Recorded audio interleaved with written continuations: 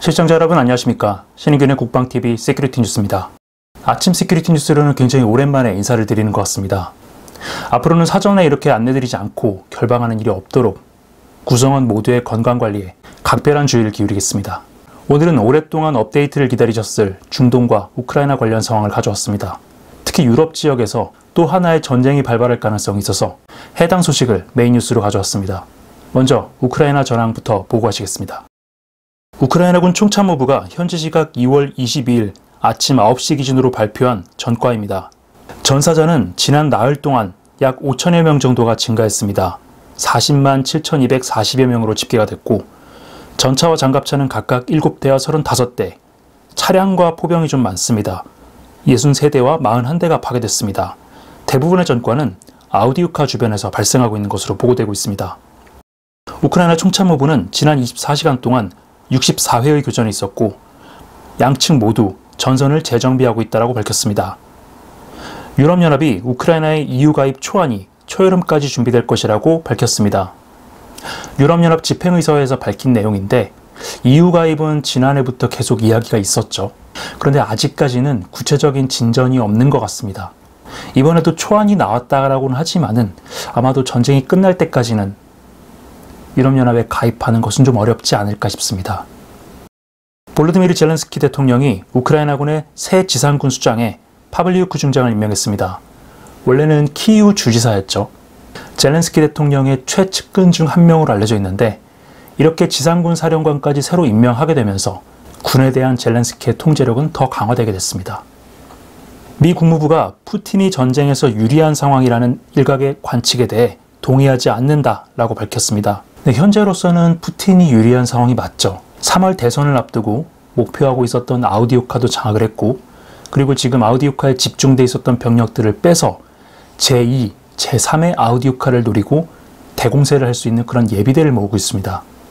그런데 지금 우크라이나는 미국의 지원이 사실상 중단된 상태고 추가적인 병력 동원도 굉장히 어려운 상황이기 때문에 미국의 대우크라이나 지원안이 가결되기 전까지는 푸틴이 유리한 상황이 맞다라고 보는 것이 타당할 것 같습니다.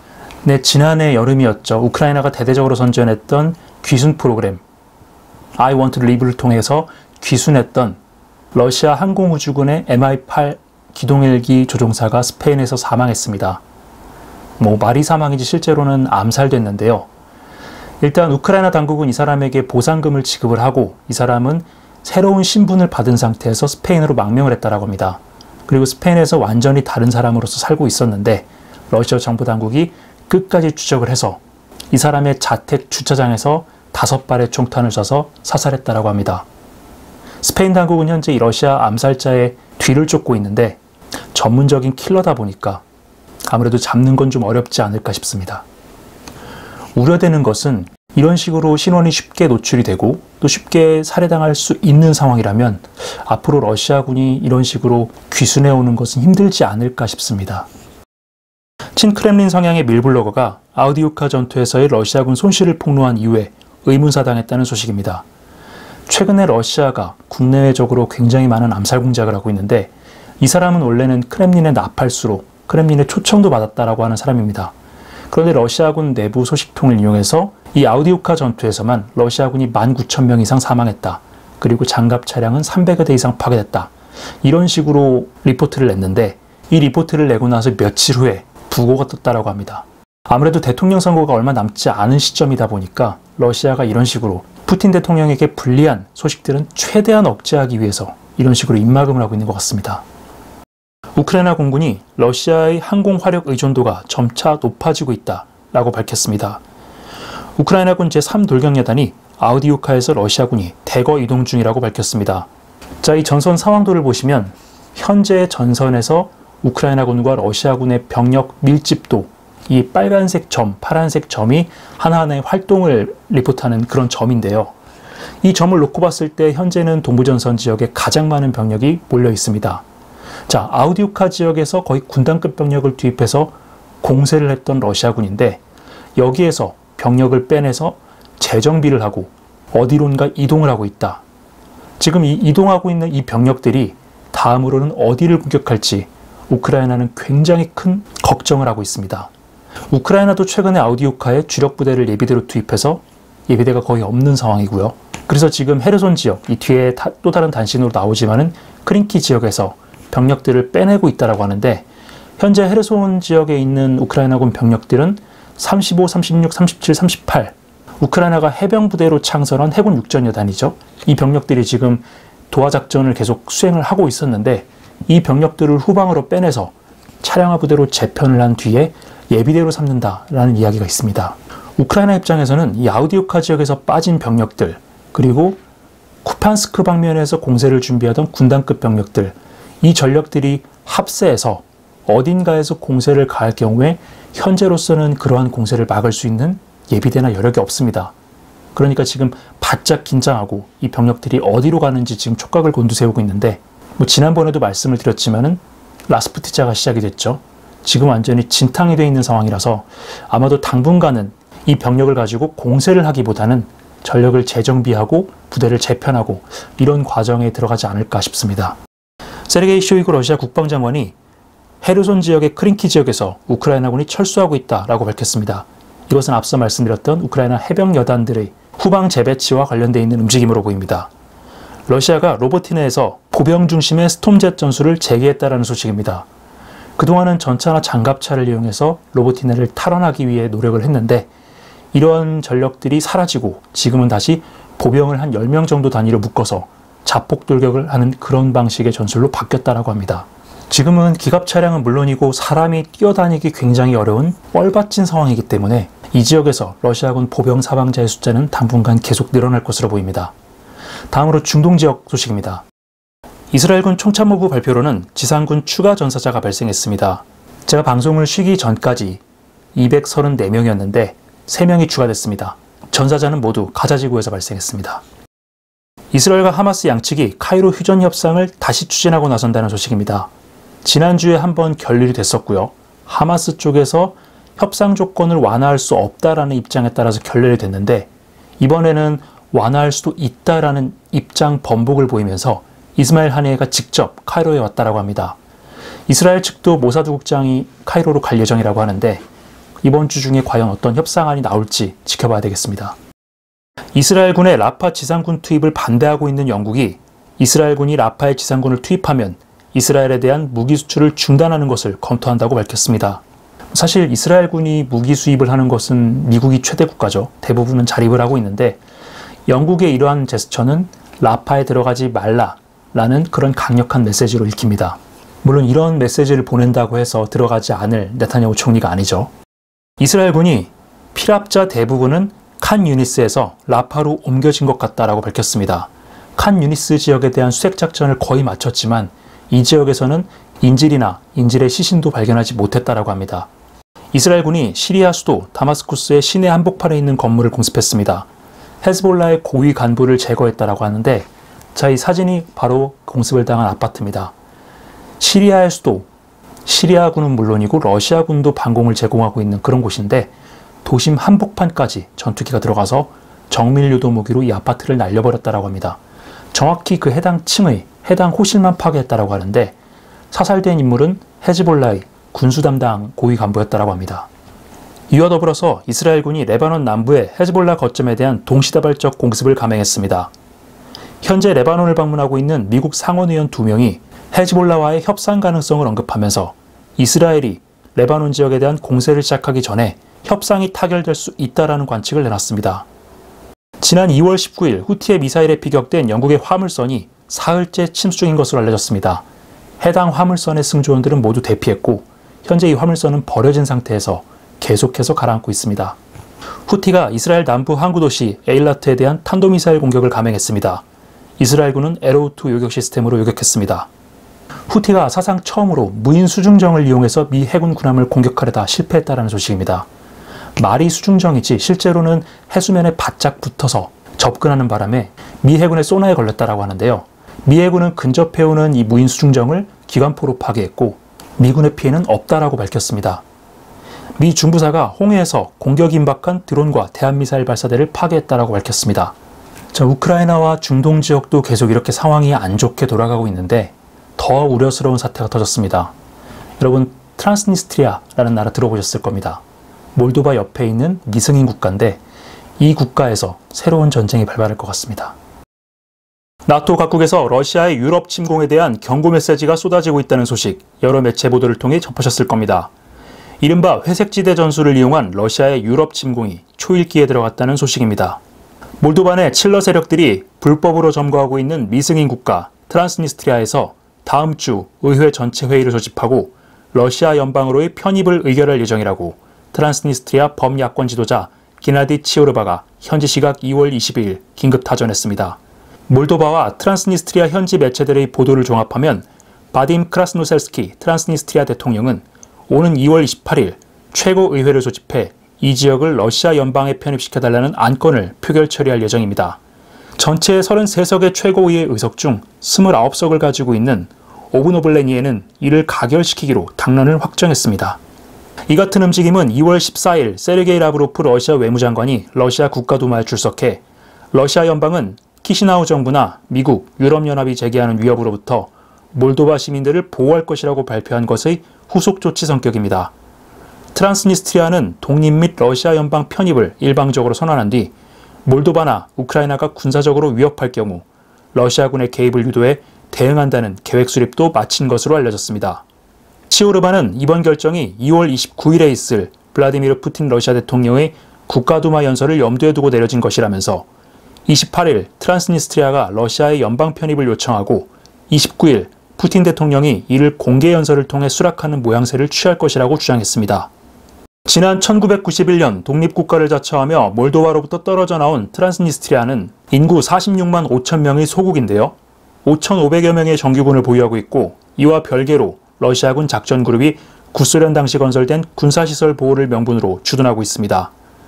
러시아 입장에서 트란스니스트리아는 현재 전쟁을 치르고 있는 우크라이나의 배후를 공격할 수 있는 거점이자 유사시 나토 핵심 전진 군사시설들이 있는 루마니아를 공격할 수 있는 교두보 역할을 할 수 있는 곳입니다. 러시아가 이곳을 장악할 경우 데벨셀루 이지스 어슈어 기지를 이스칸데르 미사일로 직접 타격할 수 있어서 러시아에게는 전략적으로 매우 중요한 지역입니다. 이 같은 움직임에 대해 우크라이나는 현지 시각 2월 20일 몰도바에 특사단을 보내 트란스니스트리아 문제를 논의했는데요.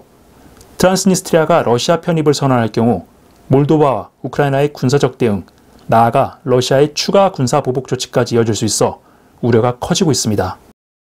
근데 몰도바 굉장히 작은 나라인데 그 작은 나라에서도 또 나눠진 독립국가가 있습니다. 말이 독립국가지 실제로는 미승인 국가고 러시아 정도만이 국가로 인정을 해주고 있죠. 이 몰도바 지도를 열어서 보면은 그 중앙부에 드네스트르 강이라는 강이 세로로 이렇게 남북으로 있습니다. 이 강의 동쪽 지역, 그러니까 몰도바어로 얘기하면은 이 강의 동쪽에 있는 나라다, 강 건너에 있는 땅이다 라고 해서 트란스니스트리아라는 국호를 갖고 있는데 유럽에서 가장 못 사는 나라입니다. 일단 철저하게 내륙국이고요. 완전히 포위가 된 국가이기 때문에 뭐 무역이라든가 관광 이런 것들도 없습니다. 사실 소규모 관광 산업이 있긴 한데 이 관광 산업은 이 현지에 가보면은 완전히 소련 테마파크라고 해도 과언이 아닐 정도로 소련 시대 건물이라든가 각종 인프라를 그대로 유지하고 있다고 합니다. 그런데 사실 산업이 없다 보니까 1인당 국민소득이 연간 2,000달러 정도밖에 되지 않는다라고 합니다. 바로 옆에 있는 몰도바가 5,300달러가 조금 넘는 것을 생각해보면 굉장히 낮은 수준이죠. 이 나라들은 1990년에 한번 붙은 적이 있었습니다. 소련이 국내 정치적으로 굉장히 혼란스럽던 시기에 현지에 나가 있었던 트란스니스트리아의 그 당시에 제14근위군이라고 러시아의 군단급 부대가 있었는데 말이 군단이지 뭐 장비는 소련군이 지급을 하긴 했지만은 트란스니스트리아 출신의 이 사람들을 모집을 해서 만든 그런 군대였습니다. 배후에 소련이 있다 보니까 기세등등해서 몰도바로 쳐들어갔고요. 물론 몰도바는 이것을 힘겹게 방어하긴 했습니다. 그리고 결국 휴전협정을 맺었고 지금 현재 국경 아닌 국경선이 그렇게 그어지게 됐는데 이후에도 몰도바는 트란스니스트리아에 대한 영유권을 주장을 하고 있고요.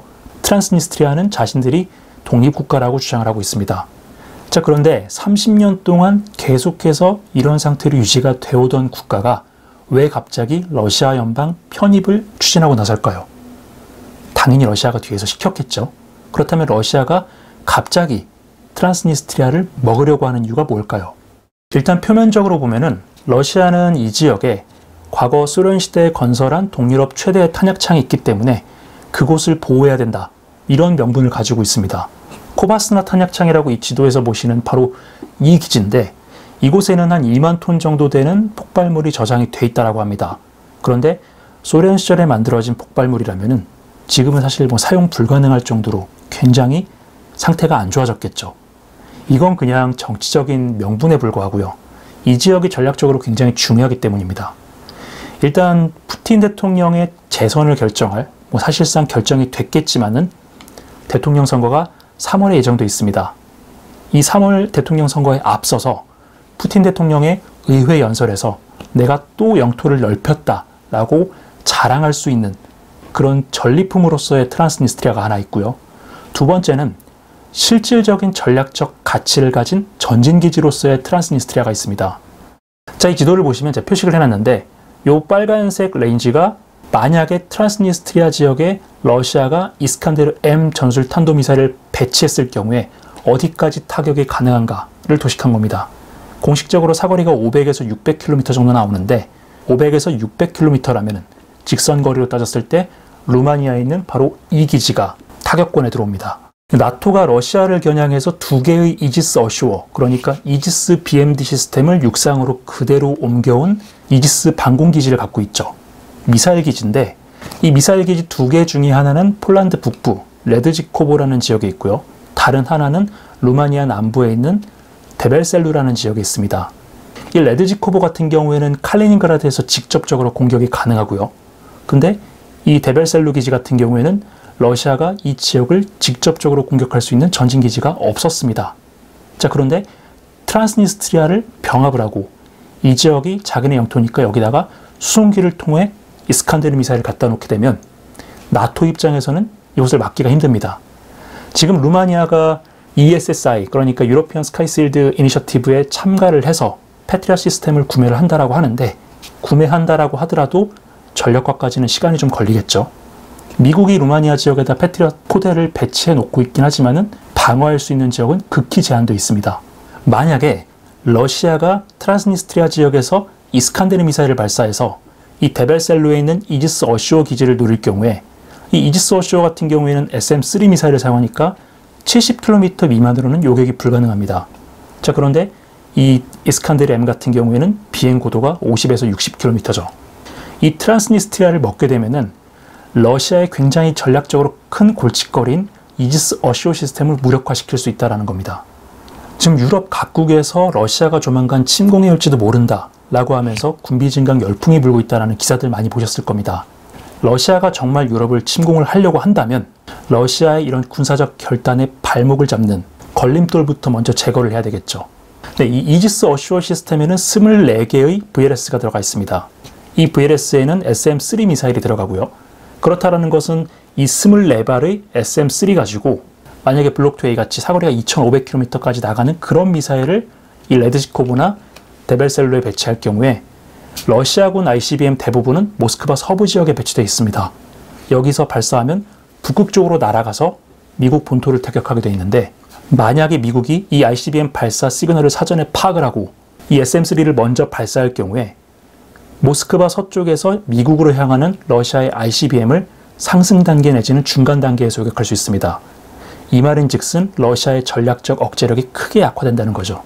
자, 그런데 만약에 이 트란스니스트리아를 러시아가 장악을 하고 이곳에서 데벨셀루 기지를 파괴하고 이미 지금 북쪽에는 칼리닝그라드가 있으니까 그쪽에서 레드지코보 기지를 공격을 하게 되면은 이 이지스 어쇼어 기지 두 개, 이 전략적으로 러시아를 크게 억제하고 있는 이 두 개의 기지는 그 가치를 상실하게 됩니다.